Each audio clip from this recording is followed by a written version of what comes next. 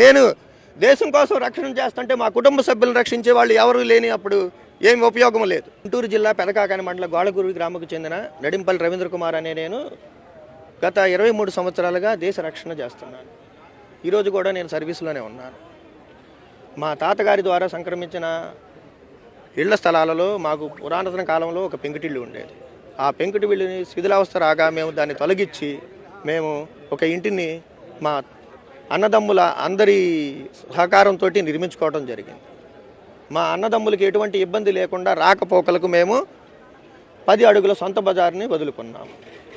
ఆ సొంత బజారుకి దక్షిణం వైపున ఉన్న మా పెద్దతాత మనవడైన నడింపల్లి దానకృష్ణారావు దానిని తన సొంత ఆస్తుల్ని పార్టీషన్ రిజిస్టర్ చేయించుకొని మా సొంత బజార్ని తను జాయింట్ బజారుగా చూపిస్తూ మా కుటుంబ సభ్యుల్ని ఎవరిని సంప్రదించకుండా ఎటువంటి సంతకాలు లేకుండా తను రిజిస్టర్ చేయించడం జరిగింది. ఆ రిజిస్ట్రేషన్ క్యాన్సిల్ కోసం నేను ఈరోజు కలెక్టరేట్కి రావడం జరిగింది.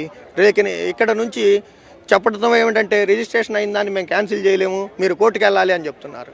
మా స్థలంలో అతను వచ్చి తన ఇష్టం వచ్చినట్టు జాయింట్ బజార్ అని తనే నిర్ణయించి రిజిస్ట్రేషన్ చేసిన దాన్ని గవర్నమెంట్ వారు సరైన మ్యాటర్గా దీన్ని తీసుకొని రద్దుపరచాలని నేను కోరుకుంటున్నాను. మీడియా ముఖానికి నేను తెలియజేయింది ఏమనగా, మా దేశ రక్షణ కోసం చేసే వాళ్ళ కోసం గవర్నమెంట్ కూడా ఏదైనా చేయాలి, మాకంటూ ఒక ప్రిఫరెన్స్ ఇవ్వాలి, ప్రిఫరెన్స్ ఉండాలి. నేను దేశం కోసం రక్షణ చేస్తుంటే మా కుటుంబ సభ్యులను రక్షించే వాళ్ళు ఎవరు లేని అప్పుడు ఏమి ఉపయోగం లేదు.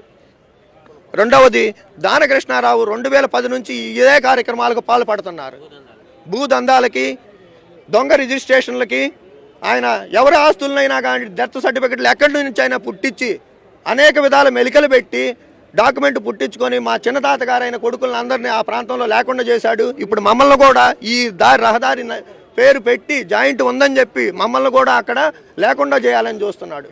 రౌడీ నడింపల్లి దానకృష్ణారావు తన భార్య అరుణ కుమారి ఒక గ్రామానికి ఆంబనేటర్ అయి ఉండి ఆవిడ ముందుగానే ప్రీ ప్లాన్గా చేసుకొని మగవాళ్ళు మమ్మల్ని తిడుతున్నారు అని చెప్పి పోలీస్ స్టేషన్లకి వెళ్ళి వీళ్ళని పిలిపించడం, ఇబ్బందులు పెడతాం. మా కుటుంబ సభ్యుల్ని ఎవరు చెప్పినా వినకుండా వాళ్ళకి భయం అనేది లేకుండా ఇష్టం వచ్చినట్టు రాజ్యం వెళ్ళాలని ఆ ప్రాంతంలో చూస్తున్నారు.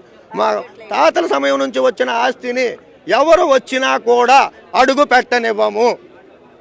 నడింపల్లి దానకృష్ణ గారు ఇది తన సొంతగా రాచుకుంటే రిజిస్టర్ గారు ఆయనకి ఈరోజే చెప్పవలసిందిగా నేను ఇది కోరుకుంటున్నాను. నువ్వు దొంగ ఎటువంటి సాక్ష్యాలు లేకుండా జాయింట్ బజార్ ఎలా నిర్ణయించావు, నీకు హక్కులు లేవు. ఎవరైతే పూర్వీకులు ముందు నుంచి ఉన్నారో వాళ్ళు ఉండవలసినదేను.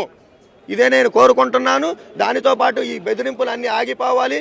మీడియా ముఖంగా నేను తెలియదేంది ఏంటంటే, మా కుటుంబ సభ్యులలో ఆడపిల్లలు ఉన్నారు, చదువుకునే పిల్లలు ఉన్నారు, మా ఫ్యామిలీ మొత్తం అక్కడే ఉంటారు. వాళ్ళందరికీ రక్షణ కావాలని నేను కోరుకుంటున్నాను.